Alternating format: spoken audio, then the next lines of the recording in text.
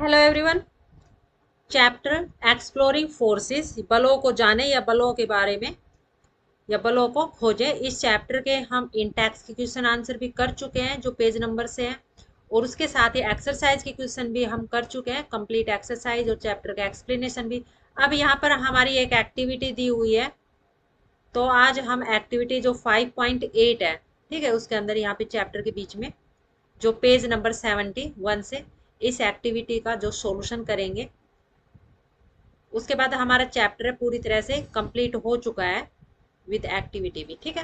यहाँ पर other classes की वीडियो देखने के लिए या इस चैप्टर के जो इंटैक्स और एक्सरसाइज क्वेश्चन देखने के लिए आप इस वीडियो के नीचे मोर पर क्लिक करना, ठीक है। प्लेलिस्ट के लिंक मिल जाएंगे, साथ में आपको हर वीडियो में पीडीएफ भी मिल जाएगी। जो पीडीएफ जो फ्री है उसके अंदर कोई भी कॉस्ट वगैरह नहीं है, ठीक है। यहाँ पर तो देखो हम एक्टिविटी देखते हैं जो 5.8 जो एक्टिविटी है उसके अंदर। वीडियो को लाइक और शेयर जरूर कर देना अपने फ्रेंड्स के साथ में। तो एक्टिविटी में कह रहा है कि take a ball and throw it vertically upward. Does it comes downward? Or now throw it again, but this time harder. This does it still fall back down to the ground? कि एक ball लीजिए, इसे vertically upward की तरफ यानी ऊपर की तरफ आपको फेंकना है। वर्टिकली और हॉरिजेंटल क्या होता है मैं ये आपको चैप्टर के एक्सप्लेनेशन में मैंने आपको बताया था, और एक्सरसाइज के क्वेश्चन कराए थे तब भी मैंने आपको इसे बताया था इसके बारे में, और साथ में इंटेक्स में भी बताया था। तो यहाँ पर ठीक है, तो आपको पता चल गया होगा कि वर्टिकल और हॉरिजॉन्टल में क्या डिफरेंस है। तो इसको ऊपर की तरफ आप फेंकते हो तो क्या यह वापस आती है, ठीक है, इसके अंदर यानी कि जो नीचे की तरफ आती है। डज इट कम डाउन, क्या नीचे आती है।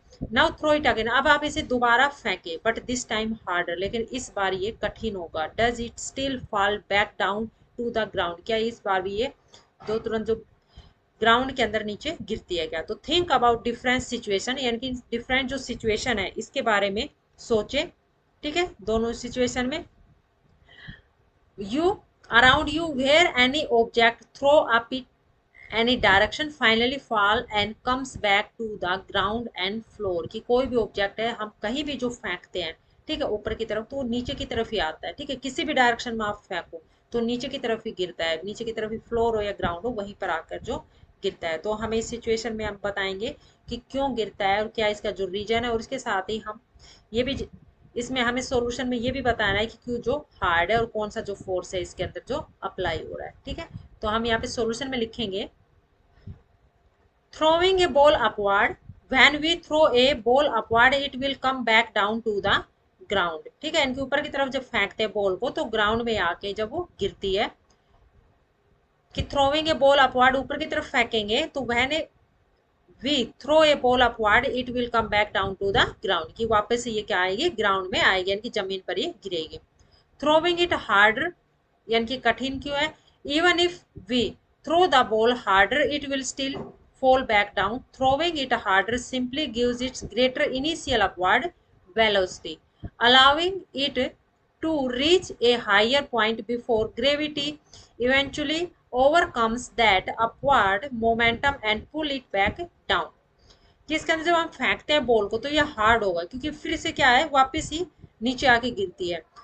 इसके अंदर सिंपली अगर हम कहें तो इसमें जो इनिशियल यानी कि अपवार्ड जहां से हमने शुरुआत की थी, जो इनिशियल अपवार्ड इसकी जो वेलोसिटी है वो क्या होती है ज्यादा होती है। जब हायर पॉइंट पे पहुंचती है तो इसके अंदर ग्रेविटेशनल फोर्स लगता है, ग्रेविटी के कारण ये ओवरकम्स होकर ये फिर अपवार्ड मोमेंटम से यानी कि नीचे की तरफ गिर जाती है, यानी कि ऊपर की तरफ फेंकते हैं तो इसकी जो इनिशियल पोजीशन होगी यहाँ पे, ठीक है, फिर भी यहाँ पर जो ग्रेविटी के कारण ग्रेविटी इसे अपनी तरफ खींचेगी तो नीचे की तरफ आके जो गिर जाती है, ठीक है। इसकी डायरेक्शन भी चेंज हो गई, यानी कि इसका जो मोशन चेंज हो गया, इसकी वेलोसिटी भी यहाँ पर यह चेंज हो गई।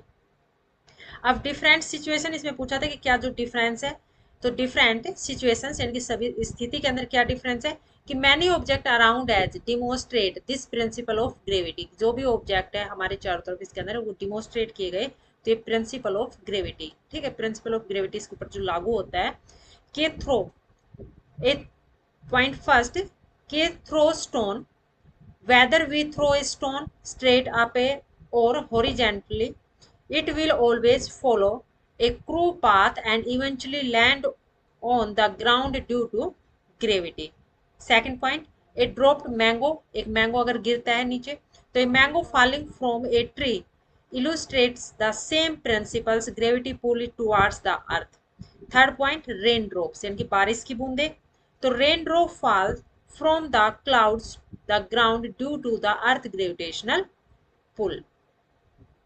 कि अगर एक स्टोन जो है हम फेंकते हैं, तो अगर एक स्टोन को आप स्ट्रेट फेंकोगे, स्ट्रेट आप ऊपर, तो इसके अंदर जो अगर हॉरिजेंटली, तो ये भी हमेशा क्या होगा, क्रू पाथ होगा इसका भी, ठीक है। ये यानी ग्राउंड के ऊपर ही आके अगर आप इसको इस तरह से फेंकोगे, तब भी हॉरिजेंटली फेंकोगे, तब भी ये क्रू पाथ बन जाएगा, इसके नीचे आके फिर भी ये नीचे ही गिरेगा ग्राउंड के ऊपर, किसके कारण, ग्रेविटी के कारण, ठीक है। ग्रेविटी इसको अपनी तरफ खींच लेगी।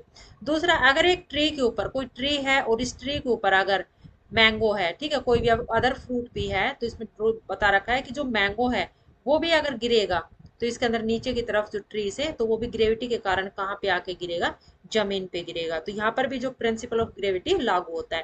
थर्ड, जिस तरह से अगर रेन ड्रॉप देखिए, तो बारिश की बूंदे होती है, क्लाउड से नीचे की तरफ जमीन पर गिरती है, तो वो भी किसके कारण गिरती है, due to the earth gravitational pull, कि जो अर्थ के ऊपर जो ग्रेविटेशनल फोर्स है वो अपनी तरफ इसको खींच लेता है, इसलिए ये गिरती है। तो ये हमारे इस चैप्टर के अंदर एक ही एक्टिविटी थी, जिसका जो सॉल्यूशन कंप्लीट हो गया एक्टिविटी का।